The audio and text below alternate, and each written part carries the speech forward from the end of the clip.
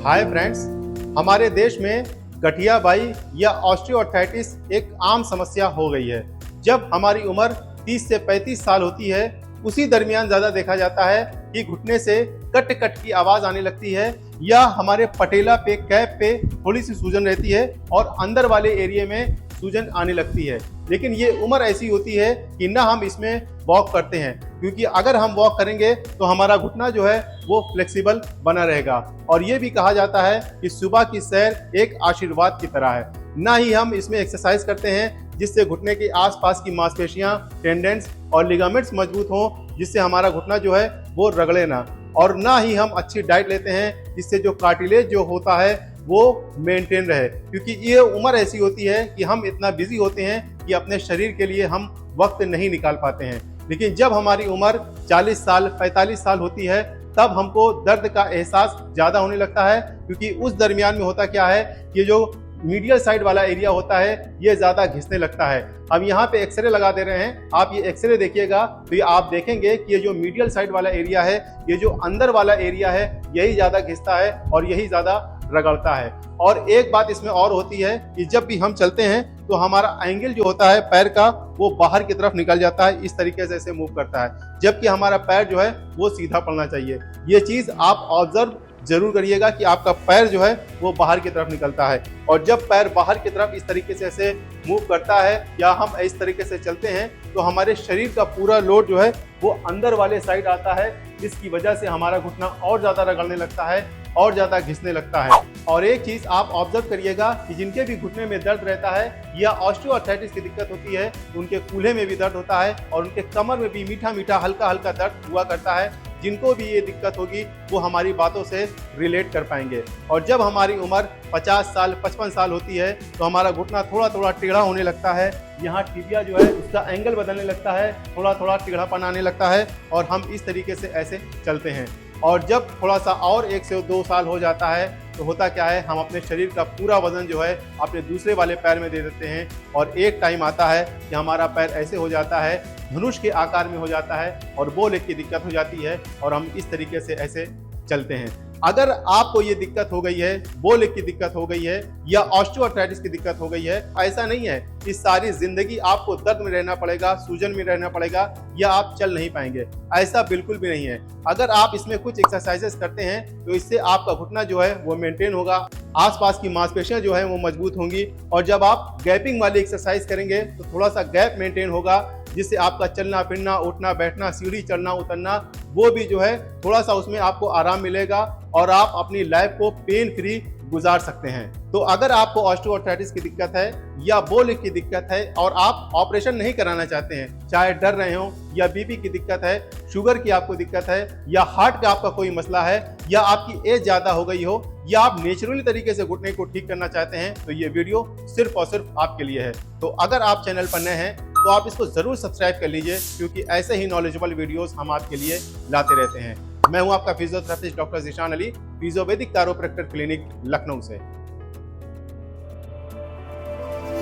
अगर आपकी उम्र 50 साल है, 60 साल है या 70 साल है तो एक बात आप समझ लीजिए कि जब आप 25 साल के थे, 30 साल के थे, वो वाला आपका घुटना नहीं रहा। अब इसमें थोड़ा सा डीजनरेशन हो गया है, ये थोड़ा सा घिस गया है। जिस दिन आप ज़्यादा चल लेंगे या जिस दिन मौसम बदल जाएगा या जिस दिन बहुत ज़्यादा खड़े रह जाएंगे, उस दिन आपको थोड़ा मोड़ा दर्द मीठा मीठा महसूस होगा। आप एक्सरसाइज करते हैं फिर भी। और ये दिक्कत उन लोगों को भी होती है जो लोग ऑपरेशन करवा लेते हैं। शायद जो लोग ऑपरेशन करवा चुके हैं वो हमारी इस बात से सहमत जरूर होंगे और रिलेट कर पाएंगे। तो जब आपको ये दिक्कत पहले ही है और ऑपरेशन कराने के बाद में भी आपको ये दिक्कत है, तो क्यों ना आज से ही आप अगर एक्सरसाइज करेंगे तो इससे आपके जो है जॉइंट में फ्लेक्सिबिलिटी आएगी और जो आपका गैप जो है कम हो गया है वो भी आपका धीरे धीरे गैप बढ़ने लगेगा। तो सबसे पहली आपको एक्सरसाइज ये करनी है कि जब भी आप सुबह सो करके उठिएगा तो ये वाली एक्सरसाइज आपको करना है, क्योंकि सबसे ज़्यादा समस्या जो होती है वो सुबह के टाइम होती है। सुबह आपको जो है पैर को रखने में ज़मीन के ऊपर थोड़ी सी परेशानी होती है। तो आपको करना यह है, इस तरीके से ऐसे कुर्सी के ऊपर बैठ जाना है, आप बेड के ऊपर भी बैठ के कर सकते हैं। तो आपको करना यह है, इस तरीके से ऐसे पैर को बाहर निकाल करके और इस तरीके से आपको सीधा ऊपर उठाना है। यहाँ पे उठा करके 1 सेकंड तक, 5 सेकंड तक, जितना भी आपके दर्द नहीं हो रहा हो वहां तक के उठा करके रखे रहना है और फिर नीचे रख देना है। अब बहुत सारे लोगों का पूरा सीधा नहीं होगा, यहीं तक के आएगा, तो यहीं तक के आपको उठाना है और फिर नीचे रख देना है। फिर आपको अपने पंजे को अंदर की तरफ कर लेना है और फिर आपको उठाना है इस तरीके से। ये एक्सरसाइज उन लोगों के लिए बहुत ही ज्यादा फायदेमंद है जिनके घुटने से कट कट की आवाज आती है, या जिनके घुटने में ग्रीस की कमी हो गई है, या जिनको बो लेग की दिक्कत है। ये एक्सरसाइज अगर आप जो है सुबह और शाम दवाई समझ के अपनी डेली रूटीन में ऐड करेंगे तो इससे आपकी ऑस्टियोआर्थराइटिस की दिक्कत, गठिया बाई की दिक्कत जो है वो रिवर्स होगी और ये दोबारा से रिस्टोर होगी। तो ये एक्सरसाइज आप 10 से 15 बार दिन भर में आप जरूर करिए। दूसरी एक्सरसाइज में आपको करना यह है कि आप कोई तकिया ले लीजिएगा या जो है कोई बिस्तर ले लीजिएगा और अपने पैरों के बीच में इस तरीके से रख लीजिएगा। हमारे पास रोल है तो हम रोल रख के बता दे रहे हैं। आपको रोल को जो है दबाना है अपने घुटने से और फिर अपने पंजे को उठाना है और फिर बाहर की तरफ लेकर के जाना है और अंदर लाना है। बाहर की तरफ लेकर के जाना है और फिर अंदर लाना है। ध्यान रखिएगा, ये जो है अपने घुटने से आपको रोल को प्रेस करते हुए आपको जो है बाहर की तरफ लेकर के जाना है और फिर अंदर लाना है। ये एक्सरसाइज बो लेग के लिए बहुत ही ज्यादा इंपॉर्टेंट है। अगर ये आप एक्सरसाइज करेंगे तो जो बो लेग की दिक्कत हो रही है वो जो है यानी कि आपका जो घुटना टेढ़ा हो रहा है वो धीरे धीरे आपका सीधा होने लगेगा।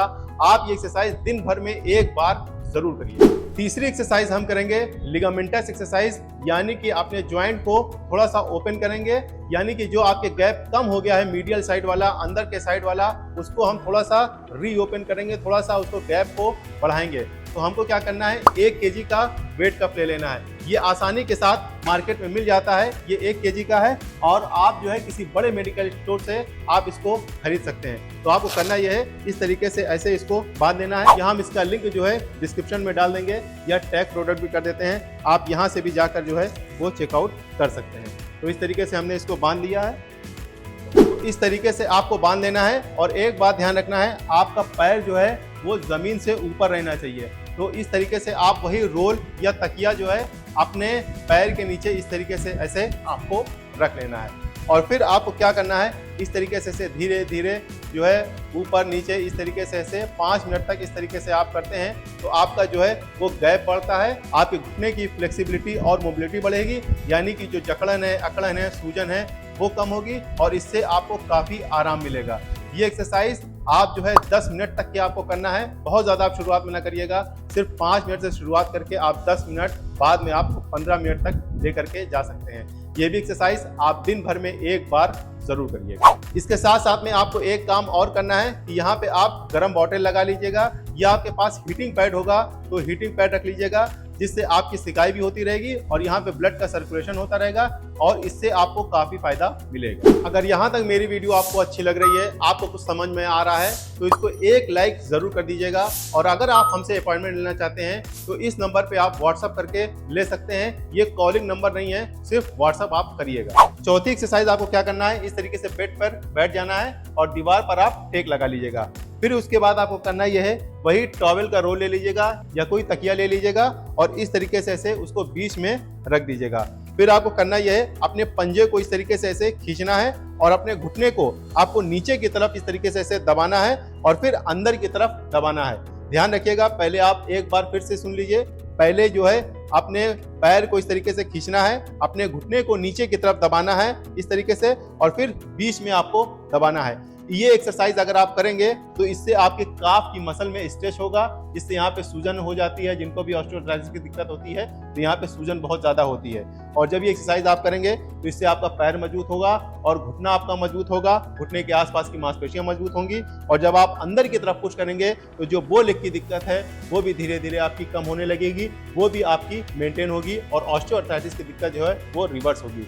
ये भी एक्सरसाइज जो है आपको 5 से 10 बार करना है शुरुआत में और दिन में 2 बार अगर आप करते हैं तो ये बहुत ही अच्छी बात होगी और जो है धीरे धीरे आपका घुटना जो है वो ठीक होने लगेगा, मेंटेन होने लगेगा। 5वीं एक्सरसाइज आपको क्या करना है, इस तरीके से सीधा खड़ा हो जाना है और आपका पंजा जो है वो बिल्कुल सीधा रहेगा, ऐसे नहीं रहेगा। अगर आपको ऑस्टियोआर्थराइटिस होती है तो होता क्या है, पंजा ऐसे रहता है, लेकिन आपको कोशिश करना है पंजा अंदर की तरफ करके रखना है और कूल्हे के लेवल में रहना है, आपको ऐसे नहीं रखना है। इस तरीके से रहिएगा और वही टॉवेल का रोल जो है अपने जो है घुटने के बीच में इस तरीके से आपको फंसा लेना है।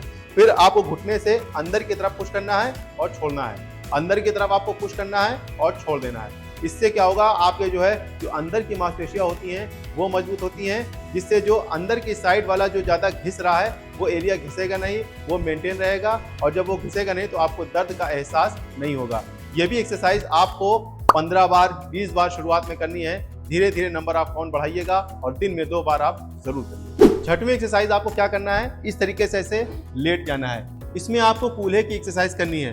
घुटना जो है वो आपका छोटा जॉइंट है, लेकिन आपका कूल्हा जो है वो बड़ा जॉइंट है। तो आपको कूल्हे को भी ध्यान में रखना है, क्योंकि इसका फ्लेक्सिबल होना और इसका मजबूत होना बहुत ही ज्यादा जरूरी है अगर आप अपने घुटने के ऊपर प्रेशर कम करना चाहते हैं। तो इसके लिए कुछ लोग क्या करते हैं, सिर्फ घुटने की एक्सरसाइज करते रहते हैं, कूल्हे की नहीं करते हैं, जबकि आपको कूल्हे की एक्सरसाइज जरूर करनी है। उसके लिए आपको क्या करना है, इस तरीके से लेट जाना है और फिर अपना एक पैर इस तरीके से रख लेना है। फिर एक हाथ से इस तरीके से ऐसे करना है, पकड़ लेना है अपने पैर को, और फिर एक हाथ से आपको धीरे धीरे आपको पुश करना है। इस तरीके से आप पुश करेंगे तो आपके कूल्हे की फ्लेक्सिबिलिटी और मोबिलिटी बढ़ेगी, जिससे आपका चलना फिरना उठना बैठना आसान होगा। और आपका जो कदम जो है जमीन के ऊपर ठीक तरीके से पड़ नहीं पाता है, वो कदम आपका जमीन पे ठीक तरीके से पड़ेगा।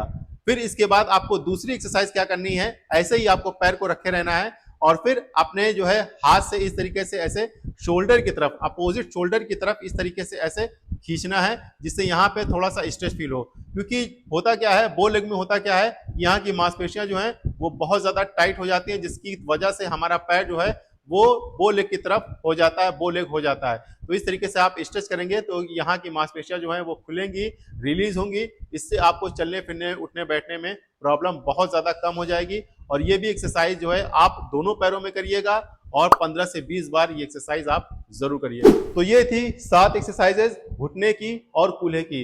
इन एक्सरसाइजेस को अगर आप 10 दिन, 15 दिन, 20 दिन और 2-3 महीना आप लगातार करेंगे तो आपका घुटना मजबूत होगा, आपका कूल्हा मजबूत होगा, आपका पैर मजबूत होगा और आप अपने आप को फिट, एनर्जाइज और जवान महसूस करेंगे। इसके साथ साथ में आपको खाने पीने में कुछ चीजों का ध्यान रखना बहुत ज्यादा जरूरी है, क्योंकि अगर आप प्योर चीजें खाएंगे तो इससे आपके कार्टिलेज जो है वो रीजनरेट होगी और आपके ऑस्टियोआर्थराइटिस की जो प्रॉब्लम है, गठिया बाई की जो दिक्कत है, वो दोबारा से रिवर्स होगी। तो ये वाली वीडियो आप जरूर जाकर देखिएगा। Thank you very much.